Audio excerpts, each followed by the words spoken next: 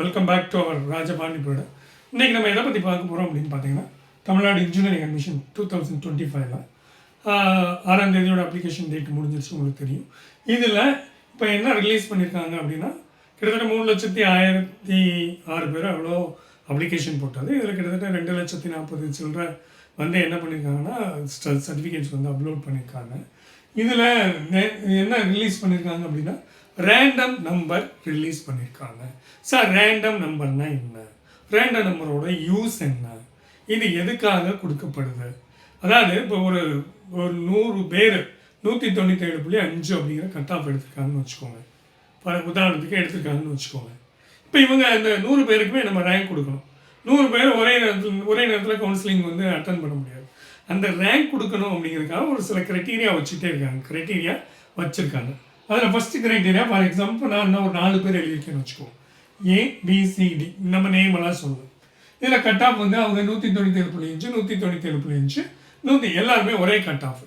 சரி, இப்போ இத்தனை பேருக்கு எப்படி ஒரே ரேங்க் கொடுக்க முடியாது. அப்போ அதுக்காக இந்த ரேண்டம் நம்பர் கடைசியாக வருது, லாஸ்ட் கிளைமேக்ஸில் வருது. Random number is nothing but it's a tie breaker number, computer generated number. அதாவது கம்ப்யூட்டர் ஒரு 10 டிஜிட்டில் ஒரு நம்பரை டிசைன் பண்ணுது. இப்போ ஒரு 3 லட்சம் பேர் அப்ளிகேஷன் கொடுத்துருக்காங்கன்னா 3 லட்சம் பேருக்கும் ஒரு நம்பர் 10 டிஜிட்டில் நம்பர் கொடுத்துருது. ஒருத்தருக்கு வந்து இப்போ 10 500 510 ஒரு நம்பர் இருக்குதுன்னு வச்சுக்கோங்க. இன்னொருத்தருக்கு 10 500 50 001 இருக்குது. இப்படி இருக்குதுன்னு வச்சுக்கோங்க. இதில் எது பெரிய நம்பர்?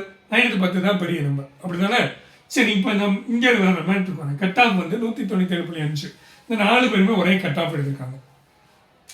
அப்போ இதில் யாருக்கு ஃபஸ்ட் ரேங்க், யாருக்கு அந்த ரேங்க் போகணும் அப்படிங்கிறது இருக்கு இல்லையா? அப்போ அதுக்காக அடுத்து என்ன பார்க்குறான், மேக்ஸ் மார்க் எவ்வளோன்னு பார்க்குறாங்க.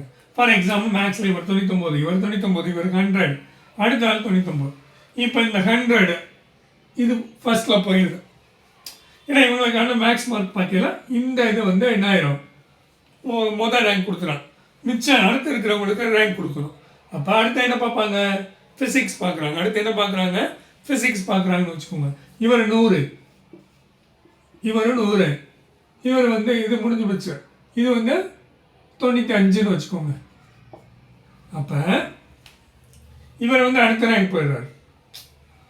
அடுத்து யாருக்குள்ள தான் போட்டி, இந்த 2 பேருக்குள்ள தான்.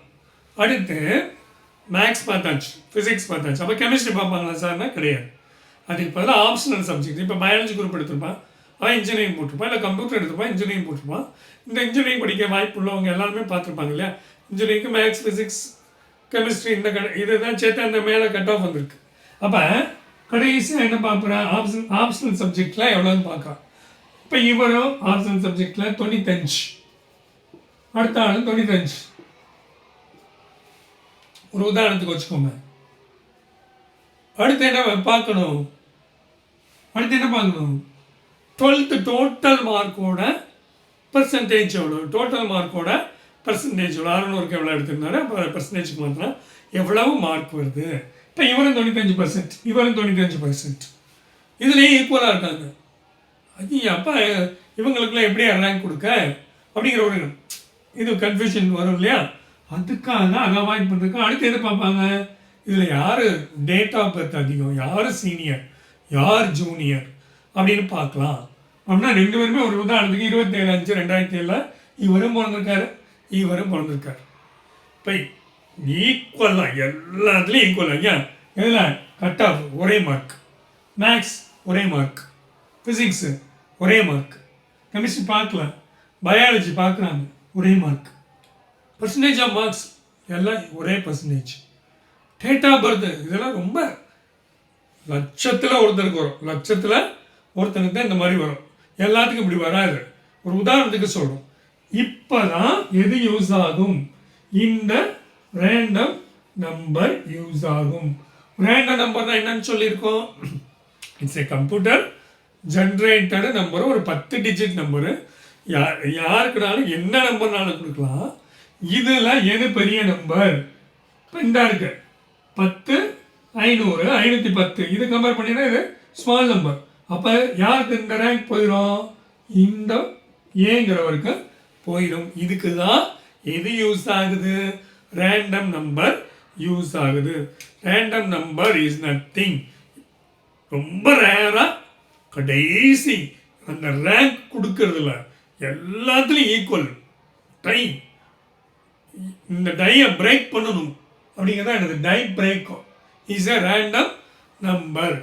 அந்த ரேண்டம் நம்பர் வச்சு கடைசியாக ரேராக அந்த ரேங்க் கொடுக்கறதுக்காக தான் இந்த ரேண்டம் நம்பரை ஜென்ரேட் பண்ணியிருக்கு. சரியா? இதுதான் ரிலீஸ் பண்ணியிருக்காங்க. இதை வந்து நீங்கள் டிஎன்இஏ வெப்சைட்டில் போயிட்டு உங்கள் யூசர் ஐடி ப்ளஸ் பாஸ்வேர்டு கொடுத்தீங்கன்னா உங்கள் ரேண்டம் நம்பரை பார்த்துடலாம். சரியா? இதுக்கப்புறம் என்ன நடக்கும் கவுன்சிலிங்கில் அடுத்த இதில் பார்க்கலாம். ஸோ இந்த இன்ஃபர்மேஷன் உங்களுக்கு யூஸ்ஃபுல்லாக இருந்துச்சுன்னா அஸ் யூஷுவல் நம்ம கேட்குறது தான் என்ன கேட்போம். சப்ஸ்கிரைப் பண்ணுங்கள், ஷேர் பண்ணுங்கள், லைக் பட்டனை தட்டி விடுங்க. மீண்டும் அடுத்த வீடியோவில் சந்திக்க வரை வணக்கம் கூறி விடைபெறுகிறேன். நன்றி, வணக்கம்.